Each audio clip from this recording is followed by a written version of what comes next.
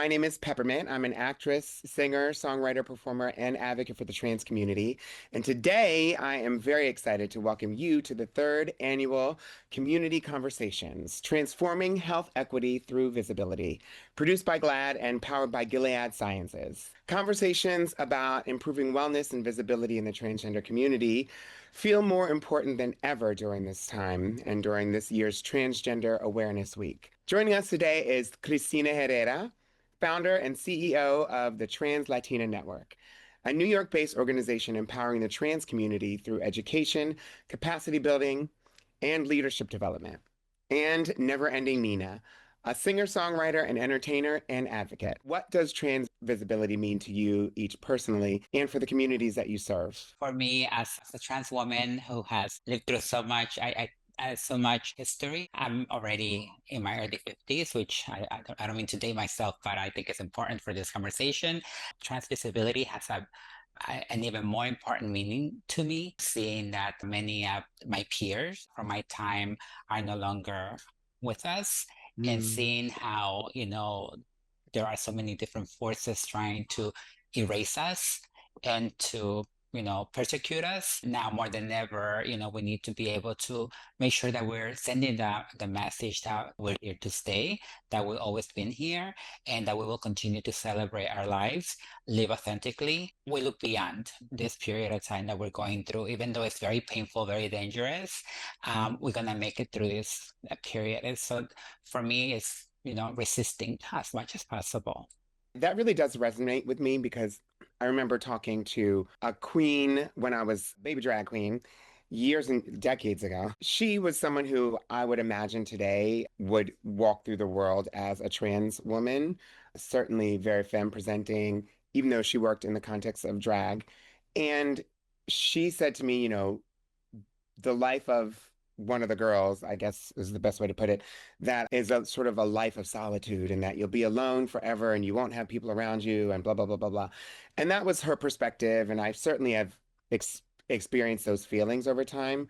But that together with the notion and the statistic that many trans women, statistically, the age I think is like around the, or at least last time I looked was 30, average age of 30 life expectancy, which is very low, obviously. That really resonates with me that you were able to, talk about your age because it's a badge of honor. And it's also something that dispels that notion that we will be alone without community and also, are destined to just, not make it past 30, 35. And so I really do appreciate that. That fuels the lived experience of just being true to who we are in ourselves, first and foremost, but also in our communities that we set out to navigate in. And like you said, Christina, we've been here. We're not going anywhere. And so our job, my job, because I make I statements, my job is to continue on my path in the best way that I can with this new environment, with these new feelings and emotions, and just understanding who I am as a person, and collectively in community, knowing that I'm not by myself. Yes, I have my own individual experience and navigation, but if I talk to my good sister on the left, if I talk to my good sister on the right, if I talk to somebody who I might not know down the street and then we lock eyes and I know that they in community, I'm pretty sure our stories will meet, and that will be the empowering thing that recharges you, especially in this time. And what I know for sure is that the trans community has always, their foundation has always been community. And so Mhm. if we can then still stand 10 toes down in that, with everyone across the board, I think we're going to be all right. Mm. Yeah, yeah, that's beautiful. And it's true. The key is it sounds so cliche to say, so it's, Yeah. community is the key. Yeah. It sounds like a Hallmark card or something. Uh, but you are 100%, obviously you're right. I think that for me, the definition of community has also changed in this time, like in this really, really stark economic time that we're in and Yeah. stark political time that we're in. The definition of community, the ways that I would like to show up for community, and the ways that I may need to rely on community are different now than they probably were 10 years ago for me, or at a certain point. And when it comes to visibility, what is how do you see that playing a part? Because there was a time, obviously, and there always has been, and there still is, and there might be again, where we had community. We were always had community, but like we were more in the shadows and more underground. And some folks were either stealth or like people just weren't out, and we were obviously here, but we were not as visible, certainly like in for the girls of us that worked at night. During the day, we were not visible at all. But I think with very limited options with regards to making money and having jobs and things like that, it just meant that we were less visible. And so, how does that sit with what you said about community now? So I think with visibility, you have to also learn how to navigate the resources that you want. And that's an individual thing. I know for me that I know that I'm going to continue work in community. And so even doing that work in community has allotted me opportunities to continue my sanctity in my self-care, in my housing, in my mental stability. It's all those things that first and foremost, it's the intention of how you choose to show up within yourself, and then also how you go about through it with community. And so visibility helps you and helps the community see that, oh, I just seen Nina at this event probably like 5 times. She's so cool. Every time I see her, she has the same energy. She's always welcoming, blah, blah, blah, blah, blah. And that begins to build the trust if I don't know that person. And I think a lot of times that's the first initial step with visibility is being in that space so people can, check you out and, see what your energy is. And then they could also then might even more so open themselves up to saying, hi, my name is blah, blah, blah. And to me, that helps by being visible in those a lot of spaces that you choose, because we don't have to be in just one space. And that's the great thing about us. We can be anywhere that we want to be, long as you have the intention that you choose to go there with your fullness, not reducing yourself, not thinking that you are less than. And if you do have those thoughts, building yourself up to get to that place to where you can go into those spaces and expand it, because we all know us as trans people, that's what we do naturally. When we are invited, when Expand. we are welcomed, we expand everybody and everything, because we then ourselves feel safe in that capacity to then expand. And so with visibility, I also say providing those resources, making sure that those individuals who want us to be seen, that they do their work too, to make sure that when we show up, that it is a safe space for us to navigate that in, and it also continues the true evolution of who we are in community. Christina, you lead an organization that is so deeply rooted in the community. Can you share a little bit about the Trans Latina Network and the work that you do for the trans community, particularly we are here in New York? Also, why are community-led efforts so critical in breaking down the lasting barriers that we constantly see to care when it comes to healthcare? So I moved to New York City back in the mid 80s during a very difficult time for the city, for the state. We were dealing with so many different epidemics, the crack Reagan, epidemic. recession, AIDS crisis. Exactly, yeah. And and we didn't really have any places that we could call home back then. Back then we needed to really rely on each other. We needed to really kind of have to do with what we had, and a lot of times that was minimal. And so, we lost a lot of peers, we lost a lot of friends, a lot of peer sisters and brothers. I told myself, I was like, I need to make a difference, and I need to do everything in my power so that I can be part of the solution for my community. And so fast forward a couple of decades later, we were able to fund Trans Latina Network, which is a trans-led organization. We're based here in New York City, in Chelsea, which is beautiful. To imagine that, a trans-led organization with a budget of over $2 million, with over 18, 19 employees full time. Fully sustainable, we're able to sustain ourselves and be that safety net for our community where they can come in and take care of their like health needs through the work that we do in prevention and our community partners to be able to build capacity so that they can enter the labor force. As Nina mentioned, we see each other more present. We see each other more, more out and in so many different ways. And so, we are in a time era where we are seeing that we can be doctors, we can be lawyers, we can be politicians, we can be, so many different things. And so for Trans Latina Network to be able to be, a part of that infrastructure that our community desperately needed, to be able to build part of that labor force or contribute to that labor force is really powerful. Now more than ever, recently we went through the COVID pandemic and we saw how institutions that historically sent the message that they were out there for us to take care of us, a lot of them shut their doors. Everybody went home, people just worry about themselves and our community was left out to dry on their own, they had to, and so if it wasn't for, trans-led organizations, which we're fortunate that there's a few here in New York City, for us to be able to take care of our own, we would have more losses in our community. I'm just so glad that, our model of community work continues to be a model that is being, adopted by more, community leaders. And I think it's crucial because we have been disappointed so many times as a community, and us showing, that we're serious about the work we're doing, it helps, motivate our peers to stay connected to, to healthcare, to know that there's a home for them. I think that a lot of that is a product of some of the struggles that we went through. I know that we continue to have struggles, but they're different. But we do have the resources to deal with them.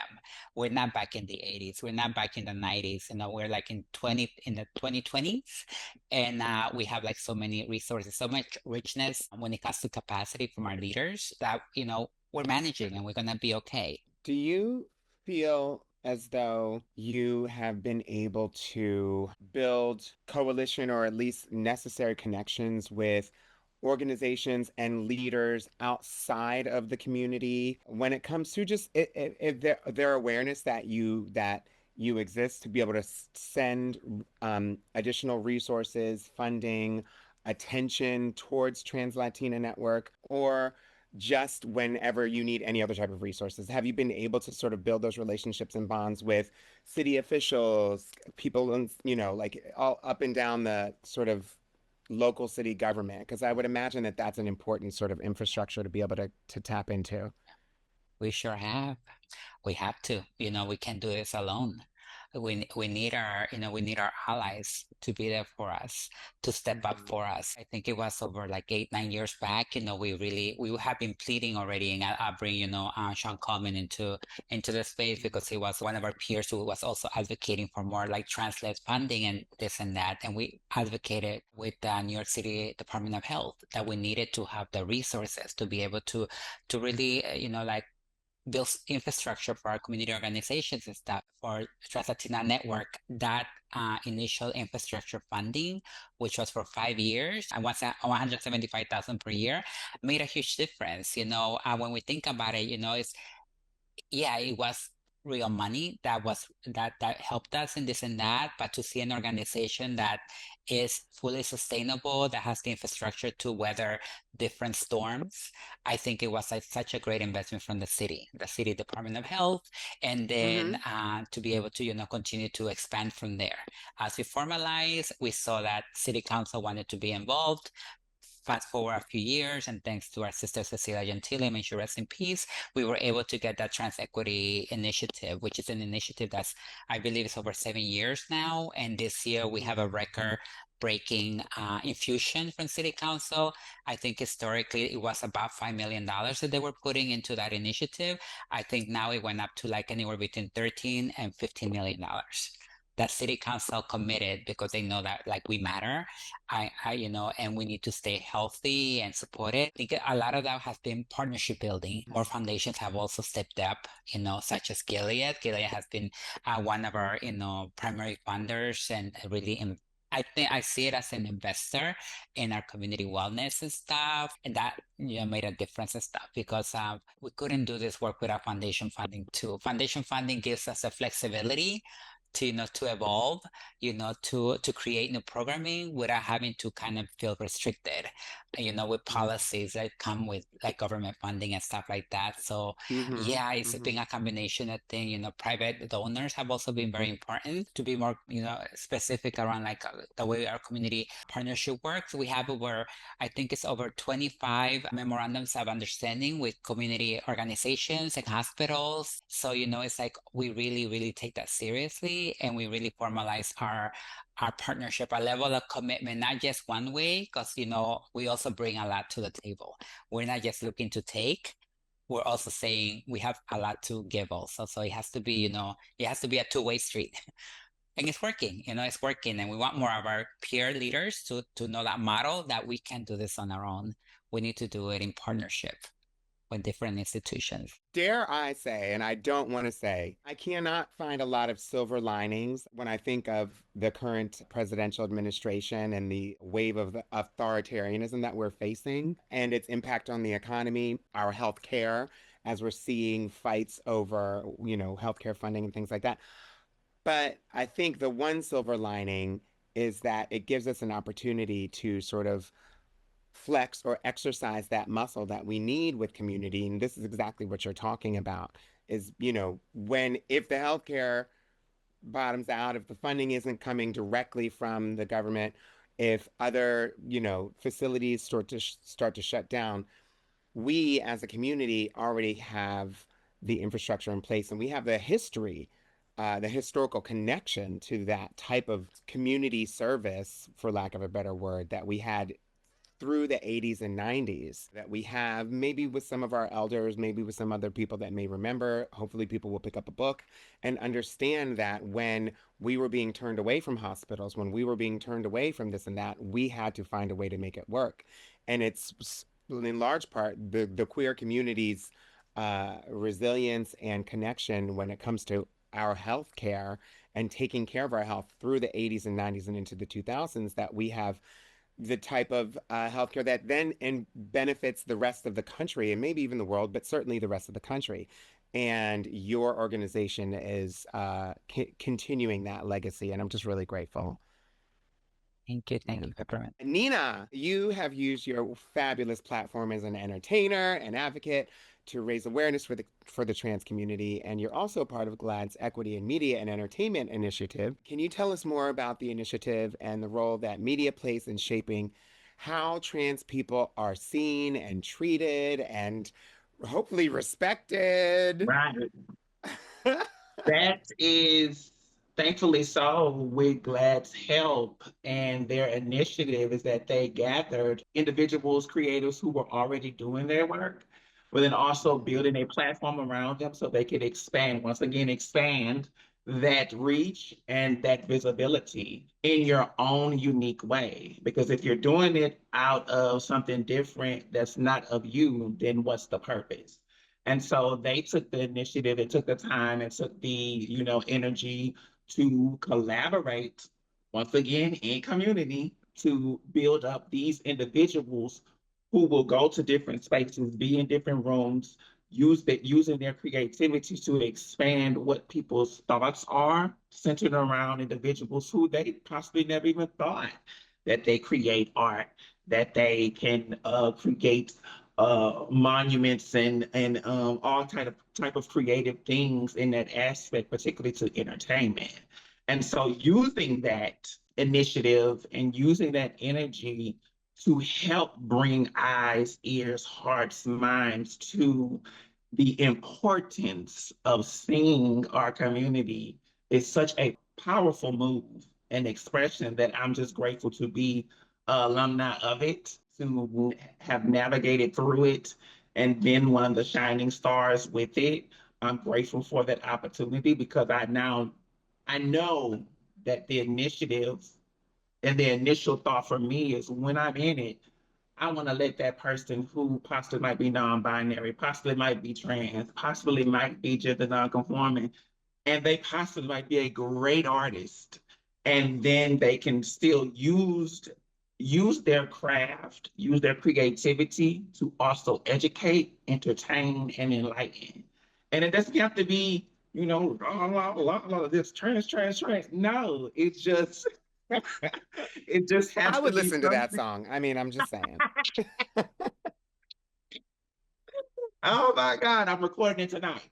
But it can have to be something organically that can build and continue to create spaces for us that sometimes they think we're not supposed to be in. And so with GLAAD and with the many organizations that, particularly with GLAAD, it's such a great move to build your own, because I know for sure that once the foundation and community is laid, this always can be the communal ground. So when you do go to the Grammys, when you do perform at Coachella, when you do all these things that might have never had the capacity to understand different identities because they just never were thought about in that capacity, you can be a beacon of hope and education and empowerment when navigating through those things, but also having this somewhat protection with entities who are centered around making sure that's elevated. It's so wild because when we sit and we watch, you say the Grammys as one example, when we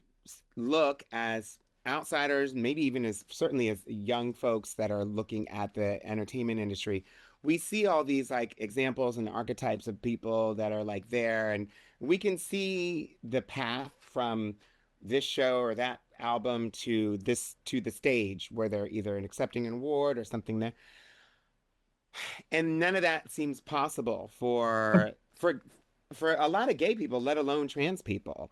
I've had the honor and privilege and fortune being invited to a couple of award shows and doing a couple of, red carpets and things like that here and there. Then I've noticed that aside from all of that, I mean, I guess if you're in the number one movie or the number one selling album of the year, you're going to get invited to those things.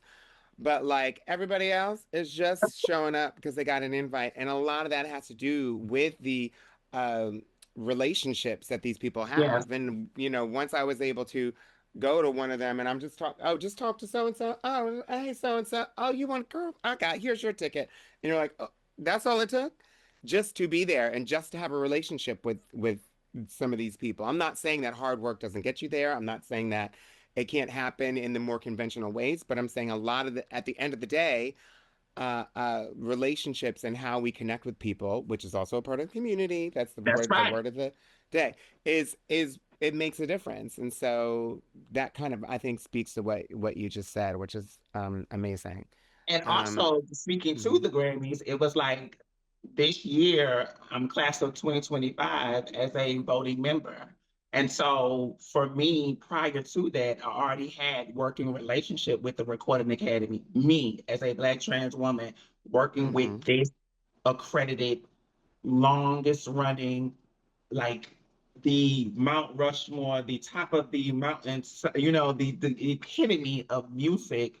And here I am being my bold self in this space, challenging them in a good way, in a great way with management to see the expansion, to know that, okay, well, I know by me having that conversation with those different individuals there, that expanded their thought process of saying, oh, we didn't understand that verbiage at that time, and we didn't know now we know. And so this year, being a part of the voting class, being able to look and see the members of the trans community that's on the ballot, being in the room. So even if you have never been around a trans person before, you've now had a person who didn't just, like you say, talk to this one person. No, the receipts are there to acknowledge that we are talented, we are creative, just like everybody else, and we are in the room.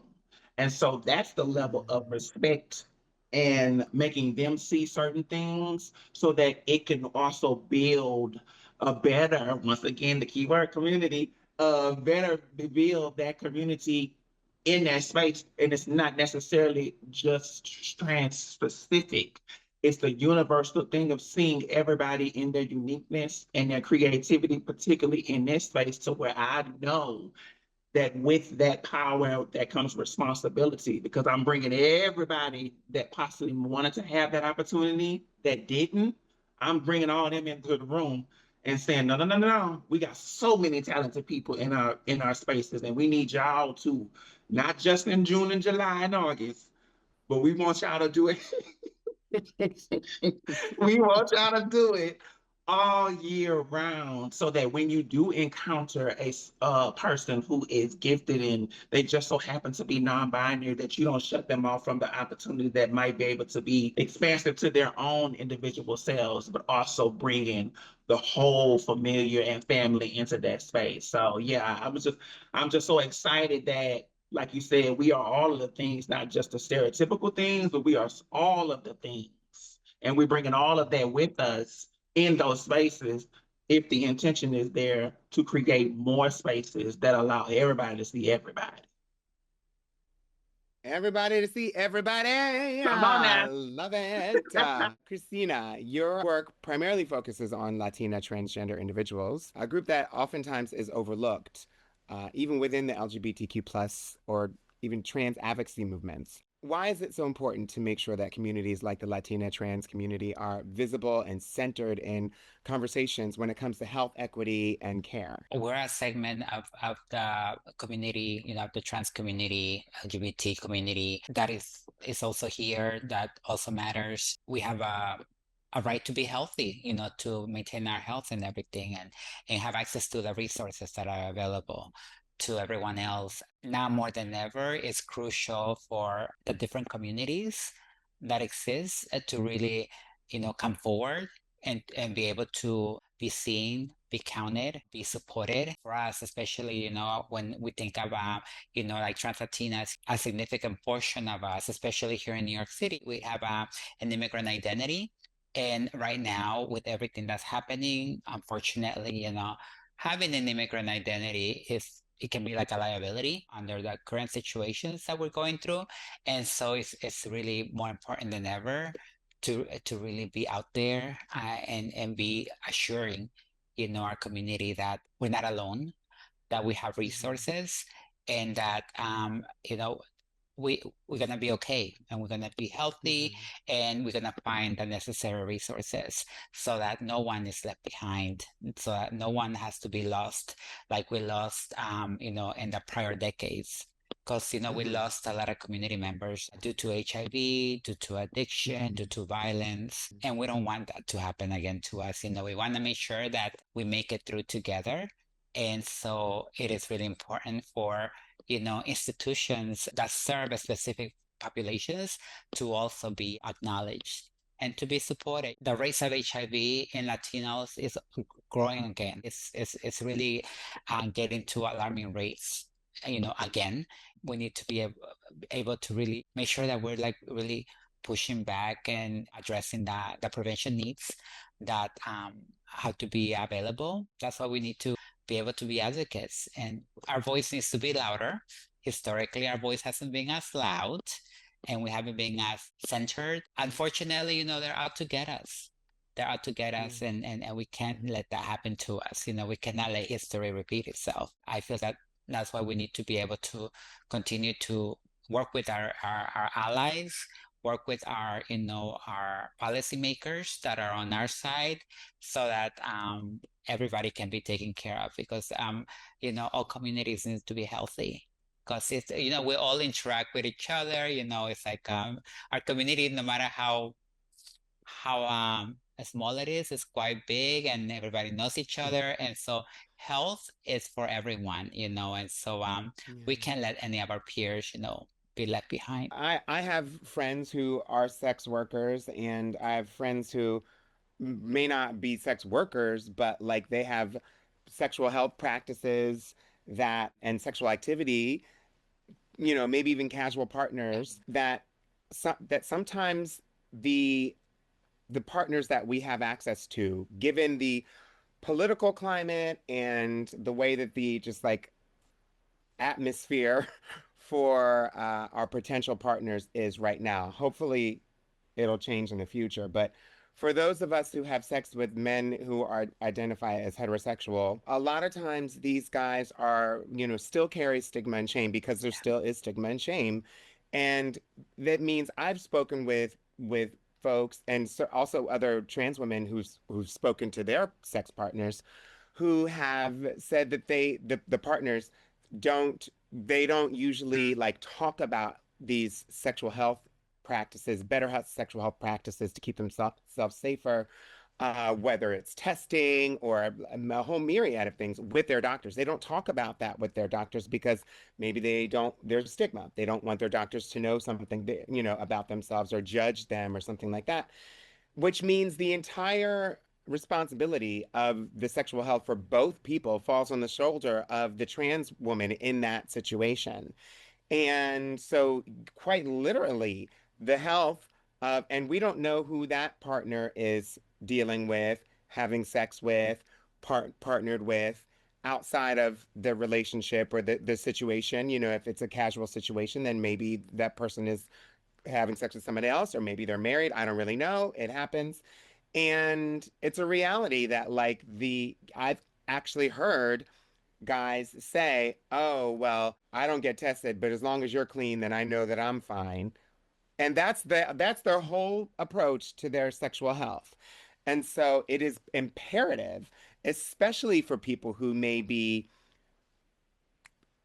what you would call DL or quiet about the fact that they are having sex with a trans person or whoever they're having sex with, someone within the community, whoever, that they are healthy too. And the way to get them, it's not our responsibility to do that, but it is important that, people understand that the health of trans women is not isolated to just the trans women.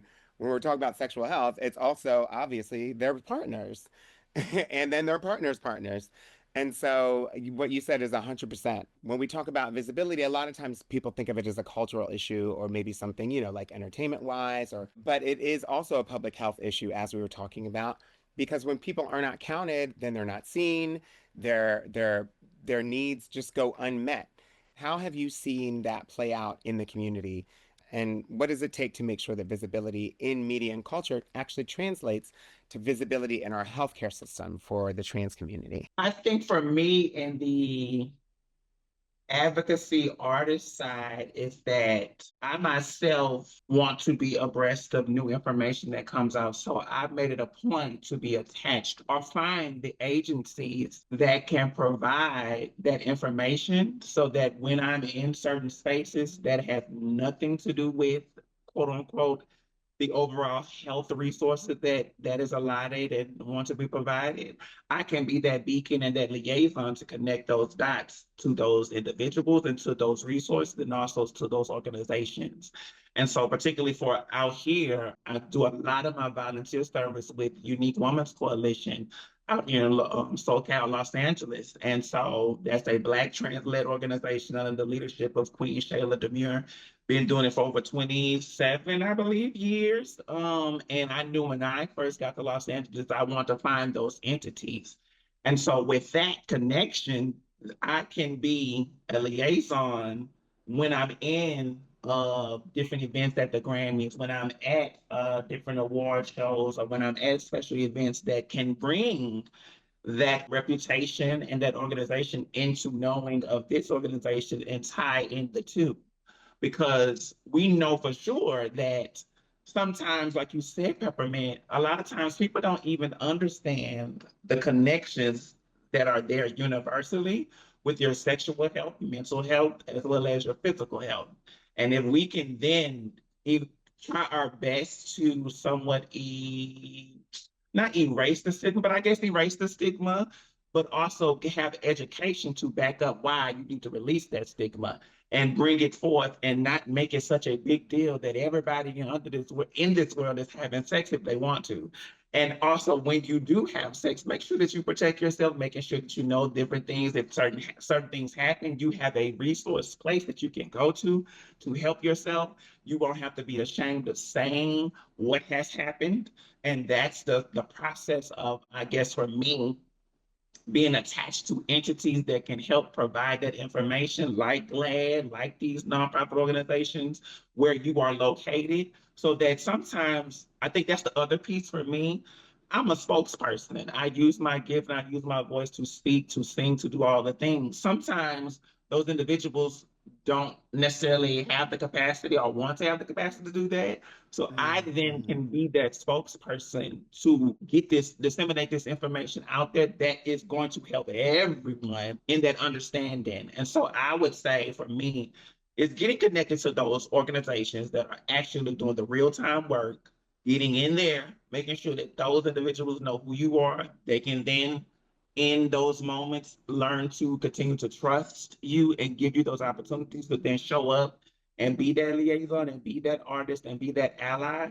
And that will continue to pull those individuals in who might possibly not, who didn't see the through line, but then you can be the beacon and the middle person to connect it and tie that bow.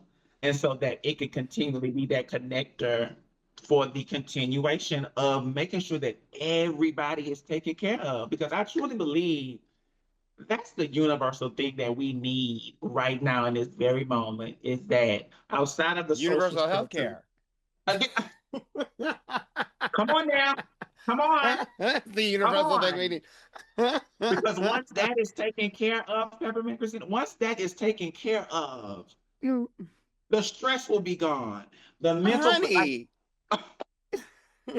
if you do that, and if you can see why that is important, you can understand why your workforce will be greater, why the creatives will start to build even more things, why education will start to rise again, why the capacity and the of empathy and the compassion and the respect of each individual in all sectors will see each other. And I think that's my mission when being that beacon and knowing that I can go into those different spaces and, cause a positive stir to get people to see themselves and see where they're at and act and give them action steps or let them see the action steps that they might need in order to connect and build and continue to build with us and everybody. Christina, what do you think about visibility in when it comes to translating the cultural visibility into something that will benefit for the health? And I want to, you know, ask you to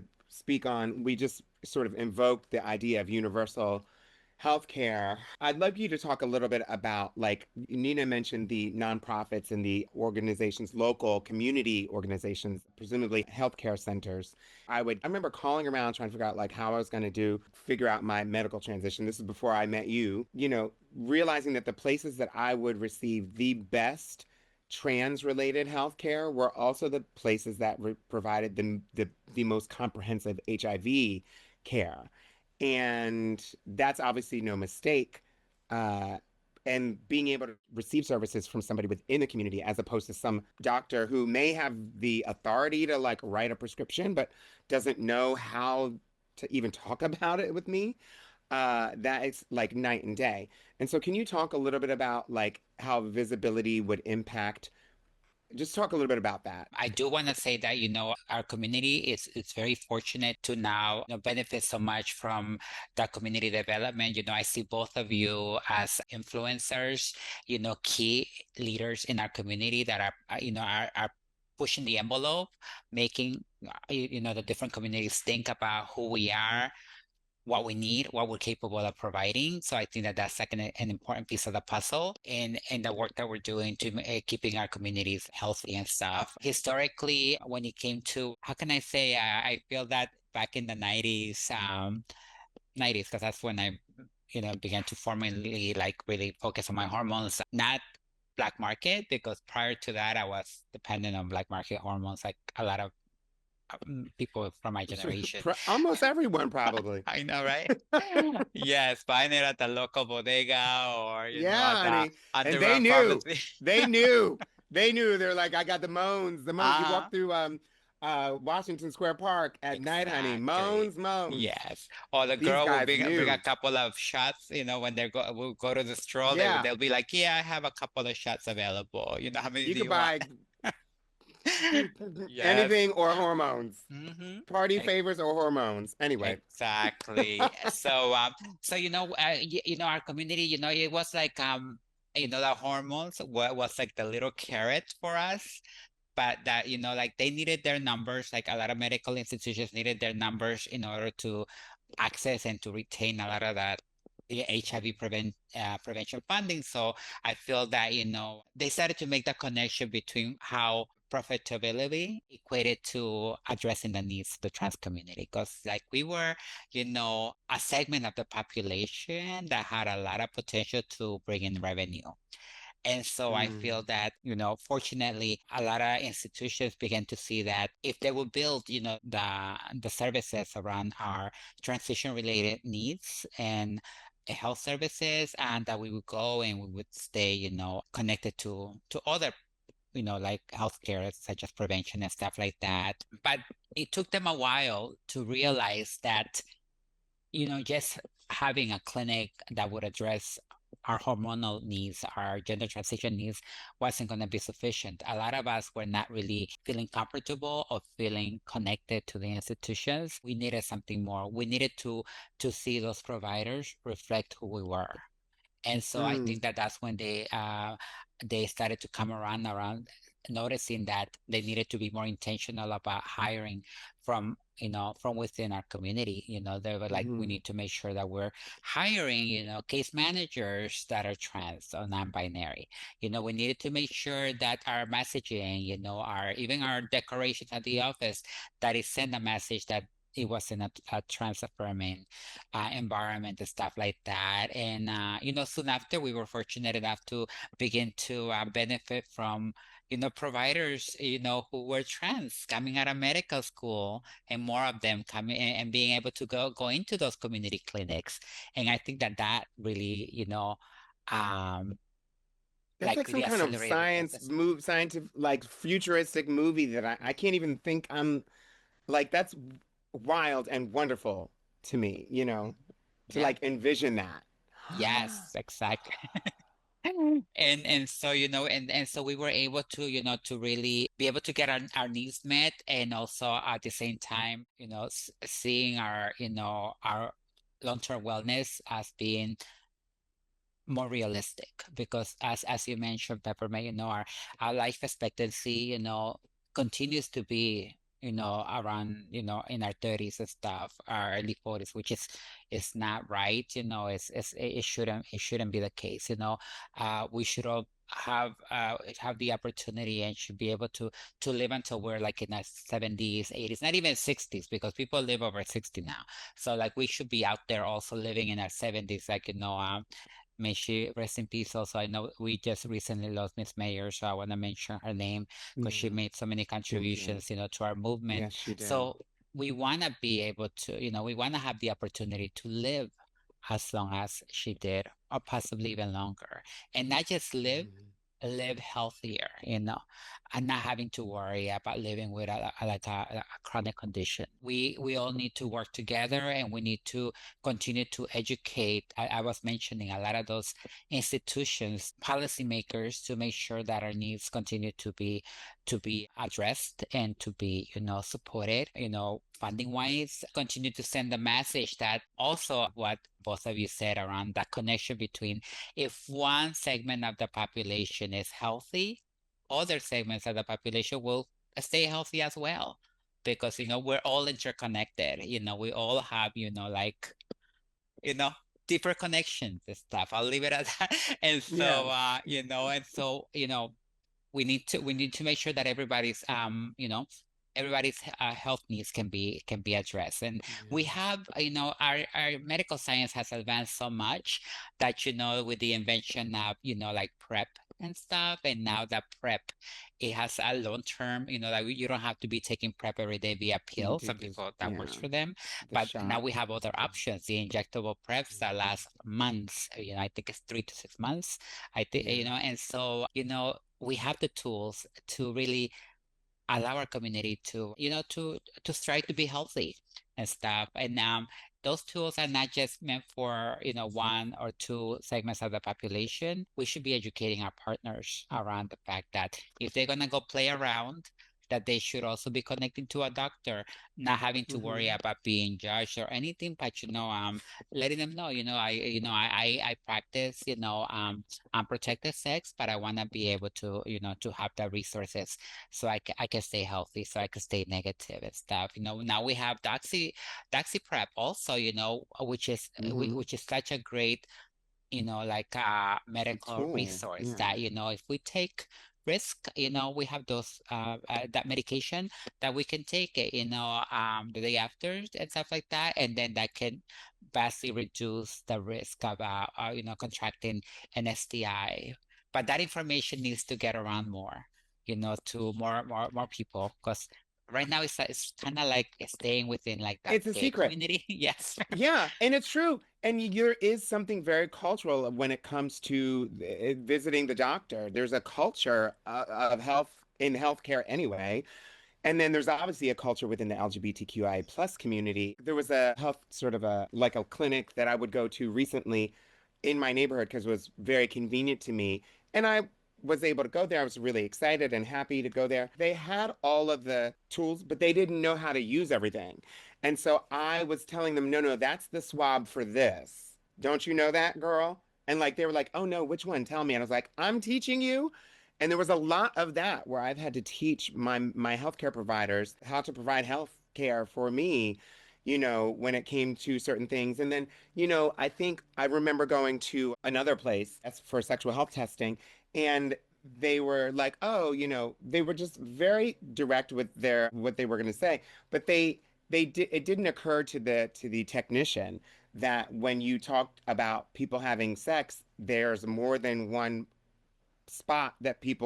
way that people have sex, more than one body part that people use. And so when you're just testing this one body part, you need to test more than the other body part, and or, like then not understanding the difference between like who may be a top or a bottom or a side when receiving, do you receive sex? Do you receive it here? Do you use this body part for that? That's a whole thing that like people in the community understand, but people outside of the community that are only focused on sort of like cisgender heteronormative sex practices don't get. And that's a culture that they need to understand. And I think that, I mean, it really is just how humans connect with each other. It's just a better understanding of how humans connect with one another. You made me think about a point with the organization, Unique Women's Coalition, that I do a lot of volunteer service. We go to those medical facilities and not necessarily do trans one-on-one, but we have a whole documentation presentation talking to their management and their front line, behind the lines, and everybody in between about verbiage when encountering people that might be different than cis hetero, what you're used to, your language, and when asking certain things that are intimate, and Mm-hmm. making sure that you understand and see the bias of how some of the most of the times when you ask those individuals, it's coming from an underlying bias because you have never been in space with those individuals. So you're already looking at the ways that they enjoy sex or have sex as something that is less than.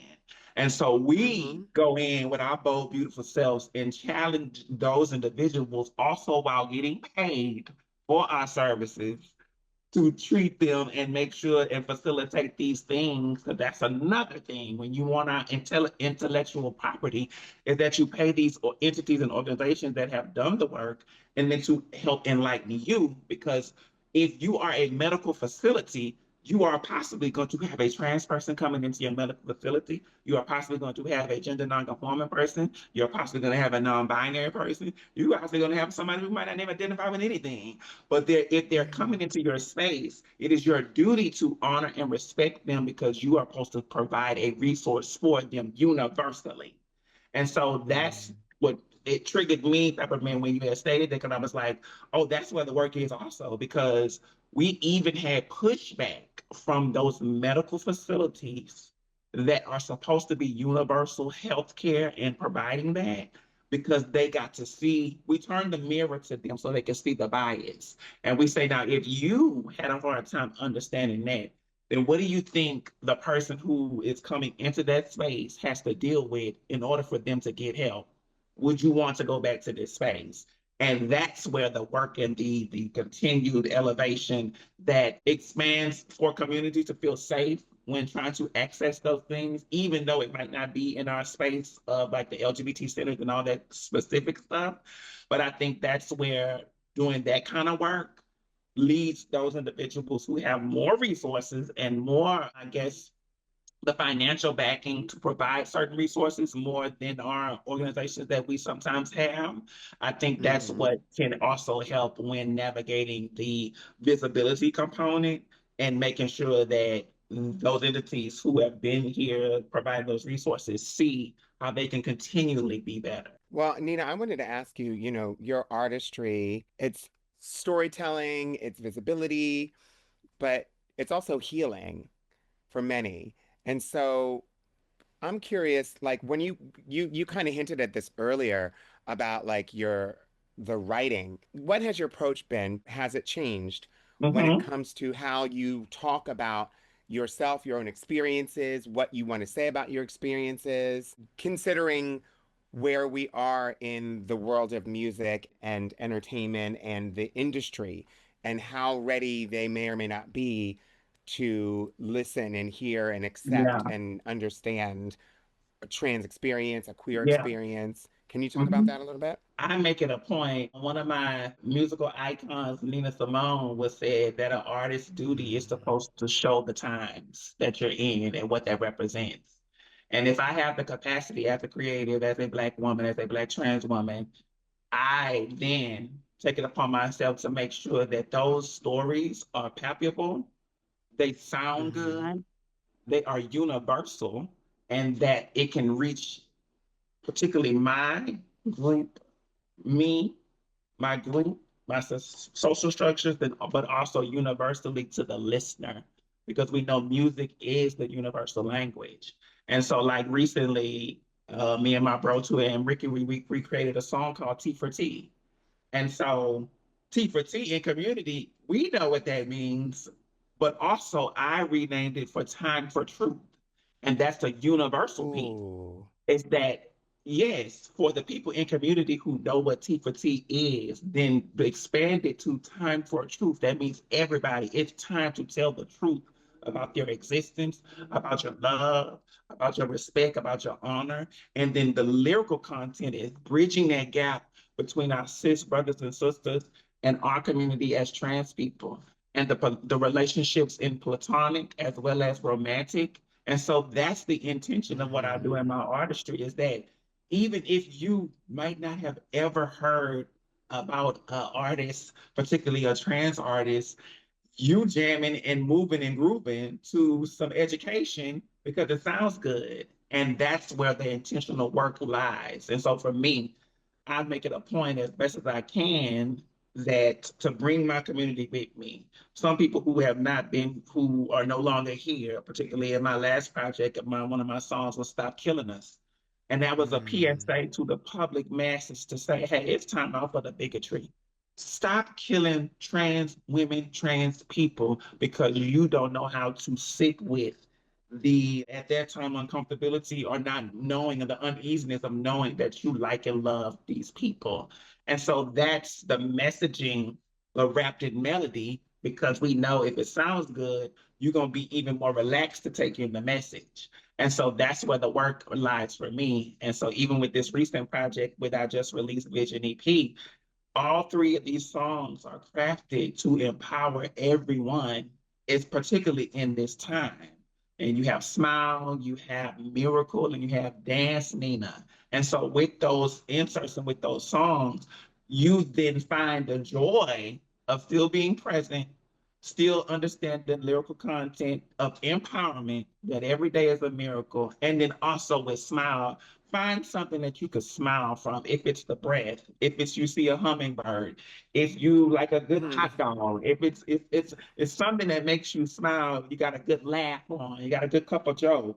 It's something that universally brings people together. And I know my artistry and how I choose to navigate with that because I also believe, Peppermint Christian, that we are our ancestors' wildest dreams, that we get to sit up here and have a wonderful conversation.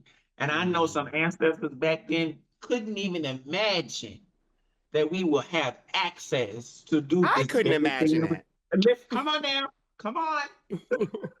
So that's the empowerment thing, and that's the continual support and the recharging of saying, no, no, no, no, no, you doing this, I'm doing this because I know somebody coming behind me. It's going to be even easier for them to navigate in their artistry, navigate in their nonprofit, navigate on theaters and stages and in performance in any capacity because the restrictions will be lifted off, huh?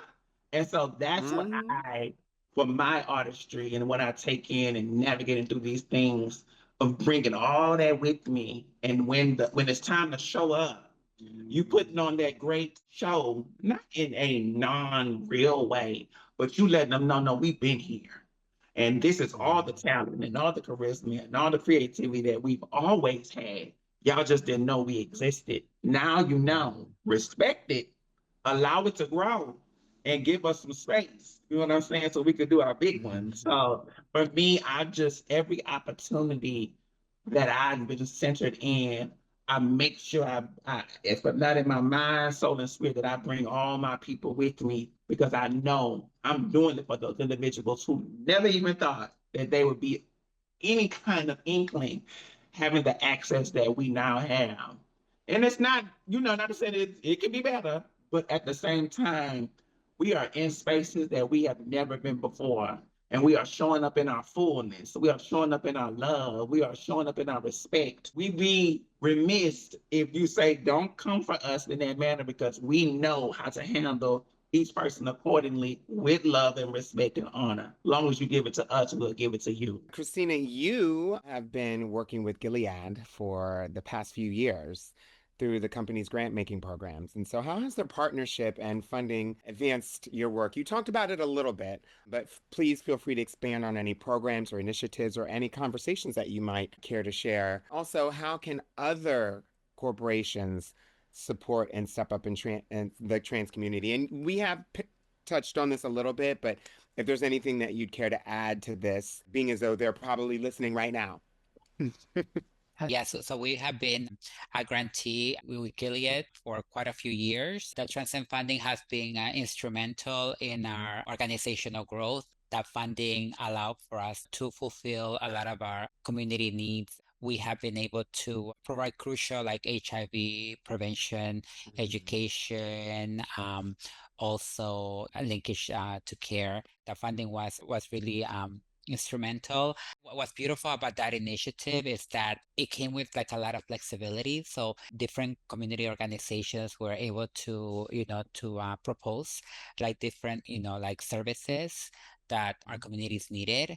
And so for us, a significant part of it, apart from the prevention aspect, was community development, So through our workforce development, we were granted that funding. I think it was like two different occasions, that gave us, it was like 4 years of funding altogether.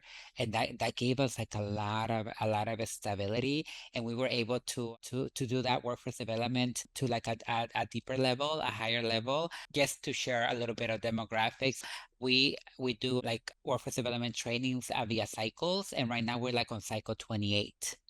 And every cycle, we have anywhere between like 8 and 14 individuals graduating. And those individuals Yes. graduate with the skills to get into those nonprofits, to get into those sales employment opportunities, to get into the medical clinics and this and that. And so when we talk about community development, we need to be able to also connect and credit those institutions that believe in us and trust in us, that we're gonna be able to make the most out of those resources that they're providing to us. So I'm very thankful, for initiatives such as the one that Gilead has funded over the years. There was another one that was really helpful to us, which was an initiative which was to help our community be able to better understand accessing their medical files, to protect their Mm, medical information yeah. and stuff like that. And so that funding was crucial in us assisting, especially with the COVID pandemic, in Mm, being able mm. to stay connected to healthcare, getting them access to technology. It Our all communities, changed during that yes, time. yes. Thinking back a few years back, you know, a segment of our community didn't have access to smartphones. They didn't have access to internet.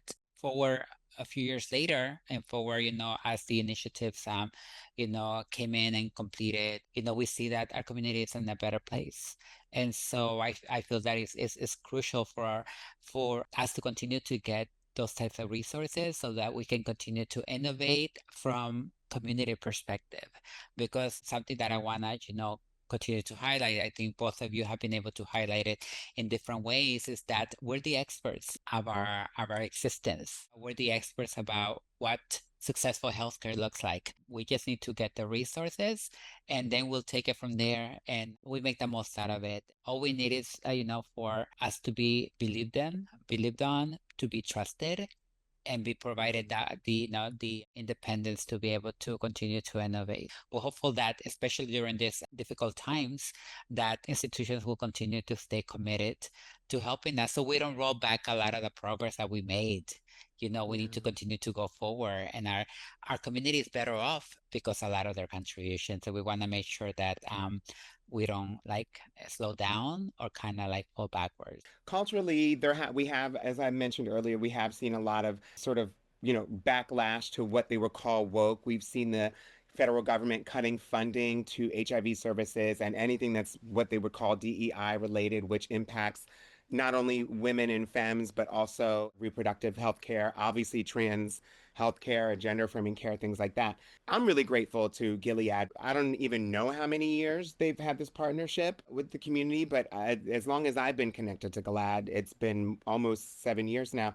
And so this is crucial. And I love that they are providing an example for corporations and other providers and other agencies to stay to the front, because regardless of the pushback that we've seen other companies, other corporations, other entities in other situations stepping back from the community, obviously from stepping back. They don't realize they're stepping back from themselves when they do that, because we're watching those same organizations now trying to stay afloat. But this provides us a wonderful opportunity to hold not only ourselves accountable, but these partners, these corporations accountable to the community. And then they can also see that it does, again, having trans folks having great healthcare also impacts the rest of the community, as we said. And it, shows that we are if you're going to do it, then you have to do it right. Like you said, we are the experts in our own healthcare. And now we're seeing, all this talk about gender affirming care and trans this and trans that, and then a stepping back and cutting of funding of healthcare related services and HIV services, which obviously does impact the trans community. We're now seeing, these are just headlines and sort of anecdotal, but stories coming out about how healthcare that is access to the healthcare that is considered gender affirming care for trans people impacts the rest of the cisgender community. We're seeing, children with precocious puberties, needing access to hormone therapy and things like that. Even we're seeing stories, headlines a couple of weeks ago, that, cis women, opting into taking testosterone and having an understanding about that, how that impacts their bodies will come most definitely from the trans community, because we are the experts in that. And so even more than the average doctor, you anywhere you pick a doctor out of the phone book, they probably have very low understanding of the endocrine system and how hormones impact someone's body long term, short term, and every other way, as compared to a trans person or a provider who treats trans folks. And so you are 100% right on that. As we close the conversation, which is about visibility, I'm reminded that this conversation is also about action. And so for those people watching who want to be better allies to the community, especially during Trans Awareness Week, what is one thing that, you both want them to take away and sort of put into practice? For me, I always start with self. If you can sit with yourself and identify the biases that might be there, then that's where the work starts. If you actually intentionally want to create a safer, healthier space and provide resources for the individuals that you say you want to show up for. And I say that with the individuals who already have access to those different areas. Once you do that, like Christina said, provide those opportunities to individuals who know it. Don't get in the way. Provide it, step back, and honor those individuals in community that know what they're talking about, that have the lived experience. Because we know that sometimes the gatekeeping, sometimes the micromanagement, sometimes the all of those things that come into play when we are trying to access the resources that you want to provide for us, but yet you're having so many pushbacks from actually letting it run its course in the proper way. And so I would say, first and foremost, do that internal work so that you can then work with the community that you want to be a part of and want to be an ally in. And once you do that, then you can continually empower yourself to do other things that can help enhance. Because once again, we are all connected, whether you believe it or not. And when you first do that work for yourself, sit with yourself, do that internalized work and see how you want to show up, what is speaking to you, and then accessing that in a way that's not centering you, but centering your resources, huh? And so that's where I want that individual who is listening, who has access to those spaces and places that you know a lot of trans people are not a part of, but you know you want to elevate. Do that internalized work first and foremost, and then get to the work of that community. Don't center yourself, center your resources. That is the on the t-shirt. Nina said it perfectly around like a lot of what those individuals and those allies can do. I couldn't say it better than that. Thank you, Nina, for mentioning all of that, because that's really crucial. What I'll add to that is that for those who are already making the difference, for those who are already like supporting those co-workers that may be trans or non-binary, for those who may be already like managing resources that are geared towards supporting our movement, our wellness, I would want you to pat yourself on the back and really acknowledge, your contributions. Even though times are rough, I want you all to remember that you staying strong will help us continue to stay strong and healthy as well. Just continue to be there for us, continue to center us, and really like stand up for us when we need somebody to stand for us. Bring us into the room when we need to be brought to the room. Neutralize the toxicity when it needs to be neutralized. Because like we can do it on our own. We need you all to be there. And if you're already doing it, do more of it, and give yourself credit, because, everything that we're talking about, all the successes that we're talking about is because of your individual contribution. So I just want to say thank you. Thank you for being there for us. When we look at the last year, like almost to the day, and how the situation has changed for so many of us, it's been really heavy, and it's been a painful time for so many people in the community, Yes. where there's obviously been an increase in anti-trans legislation. The rhetoric is out of control, which obviously increases everyday discrimination and violence. Somehow, in the midst of all this, we can see that the trans community has resisted and Yeah. been resilient, and continued on, which we always have. What's bringing you joy and hope today? Once again, like being able to me, I'm a spiritual person. And so I recognize that in my spiritual practice, everything is everything. And when you can sit in your present energy, taking everything in and really realizing how how grateful I am to be aware that I'm in community everywhere I go. And if not, I'll make it because that's my intention. And that's how queer people, that's how trans people are. That's how trans women have always been. And I'm just another notch on that belt of that history that passes along throughout the times and throughout the generations. Down the line, century down the line, they're gonna talk about Christina, they're gonna talk about Peppermint, they're gonna talk about Neverend and Nina. And what a rejoicing that will be, because they're gonna have so much to talk about because we all are doing so much to better ourselves, number one, and also better our community.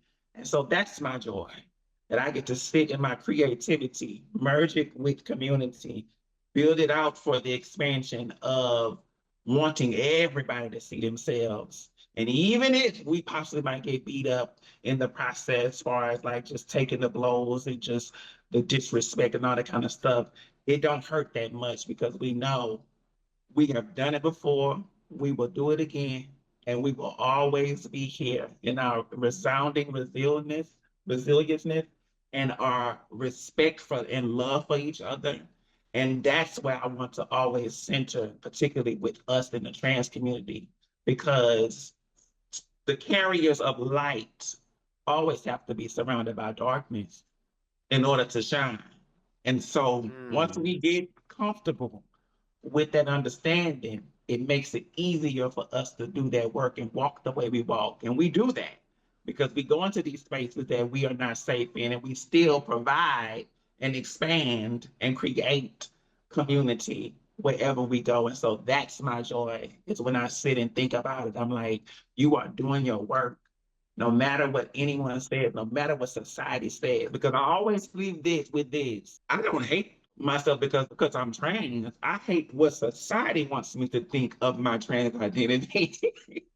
So I'm glad I get to live in that space and that understanding to where, no, baby, I'm good. It's not my identity that I'm worried about. It's how you view my identity. It's what you put in obstacles in place of my community just by us existing makes you uncomfortable, but that's your work. And so I want us in community to continue to strive for excellence in your own way, peace, practice your self-care, practice your safety, practice your laughs and your joys, have fun, live your life to the fullest, because you best believe we are creating and expanding the space continually just by existing. And so that's my joy. Oh my God, that's quite a bit, quite a bit. So like, I'm a person that I always see the glass, uh, half full, being in the age that I am right now, and really enjoying and acknowledging a lot of the satisfaction that that I have within as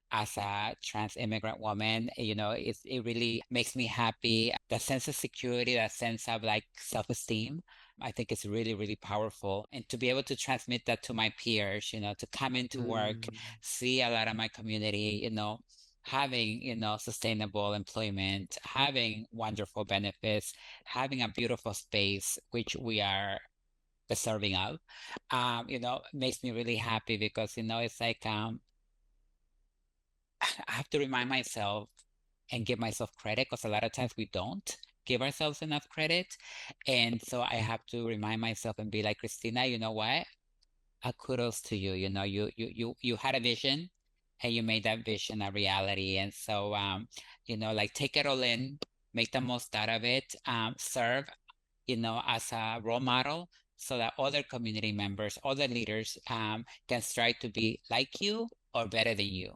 Because we should always want our Mm. community to be better than us as they grow, as they evolve, because it is possible and it will get better for all of us. So that's where I'm at. And you see in the world, during this time in my life, I'm getting to go to like different parts of the world, and that gives me so much Mm-hmm. happiness.